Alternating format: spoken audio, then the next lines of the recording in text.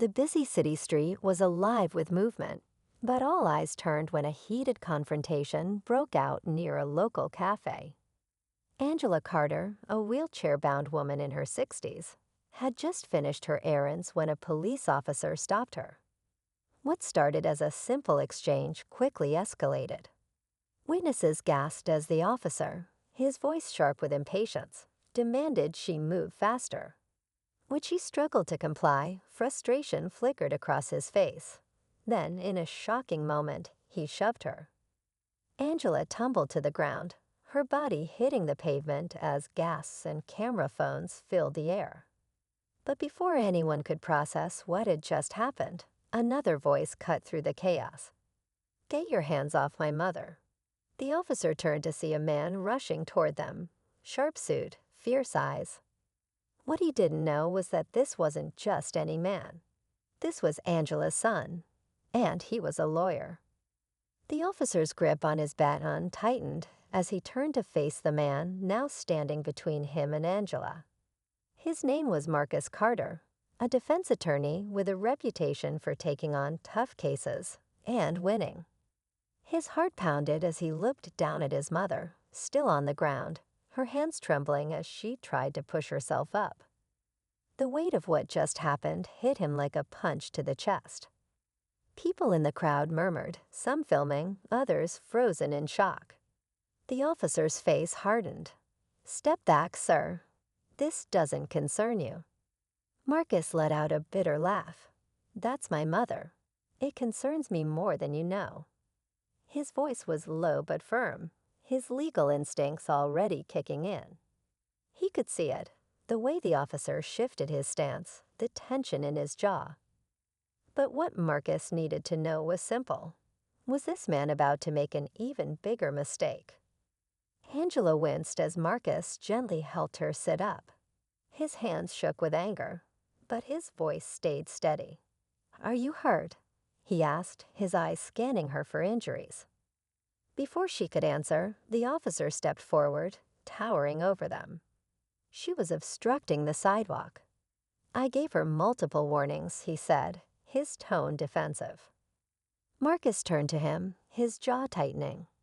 "Obstructing the sidewalk? She's in a wheelchair." His voice was sharp, but controlled. "And that gives you the right to shove her." The crowd pressed in closer. Some were whispering, others recording, their phones held high. A woman in a red jacket spoke up, her voice shaking. "I saw everything. She wasn't doing anything wrong."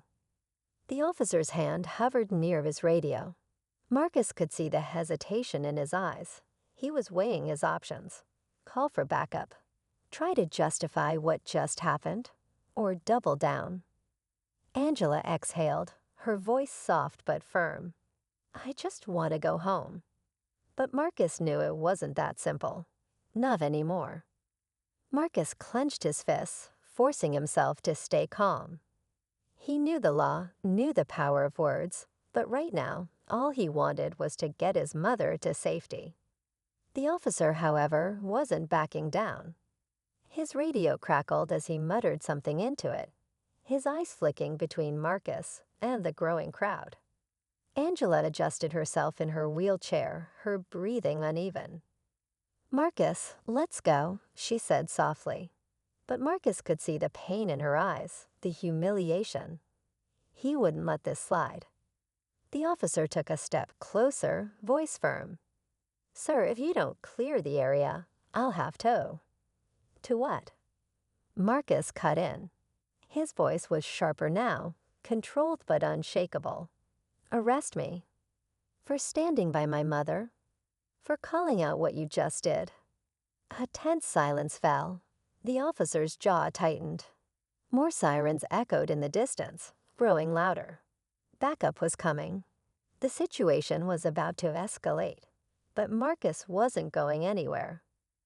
The wail of sirens grew closer, flashing lights reflecting off the storefront windows.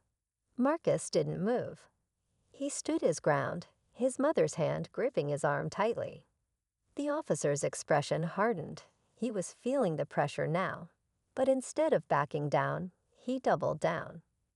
"You're interfering with a police investigation," the officer said, reaching for his cuffs. Marcus let out a slow breath, measuring his words. "An investigation? Into what exactly? Because all I see is an unnecessary use of force on a disabled woman." The crowd murmured in agreement. More phones went up, people whispering, their voices growing louder. But then, just as Marcus prepared to push back, another officer stepped out of a newly arrived patrol car. His face changed the energy in an instant. "Marcus," the officer said, eyes narrowing. Marcus turned, his stomach dropped. He recognized that voice, that face.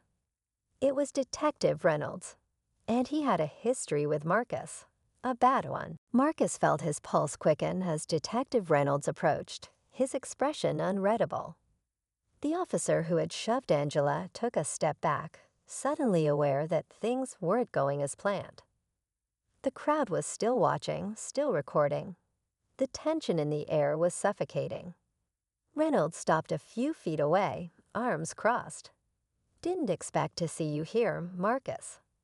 His voice was laced with something Marcus couldn't quite place. Was it amusement? Annoyance? Marcus squared his shoulders. "Didn't expect to be here, Reynolds. But then again, I didn't expect to see an officer assaulting my mother either."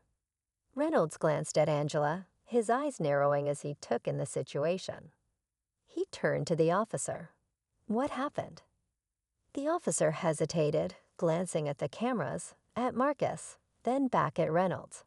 She was refusing to clear the sidewalk. Things got out of hand. Marcus let out a sharp laugh. "Out of hand? That's what you're going with." Reynolds sighed, rubbing his temples. Then, to everyone's shock, he turned to the officer. "Go wait in the car." The officer's face paled. "But..." "That's an order." As the officer stomped off, Reynolds turned back to Marcus. "Take your mother home. We'll handle this." Marcus blinked, stunned. Just like that. Reynolds held his gaze. Just like that.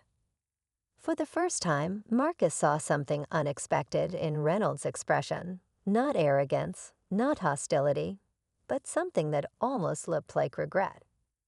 As he pushed Angela's wheelchair away, the crowd slowly dispersed, murmuring about what they had just witnessed. But Marcus knew this wasn't over. Not yet. As Marcus wheeled his mother away, the weight of the moment settled in. Angela sighed, her voice quiet but steady. "You didn't have to do all that, Marcus." He glanced down at her, his expression softening. "Yes, I did." The night air felt heavier now, the flashing lights still bouncing off nearby buildings. People in the crowd gave knowing nods as they passed, a silent acknowledgement of what they had just witnessed. Some still held their phones, videos already spreading. Marcus knew the fight wasn't over, but for now, his priority was getting his mother home. Angela reached for his hand, squeezing it gently. "I'm proud of you." Marcus exhaled, a small, tired smile forming.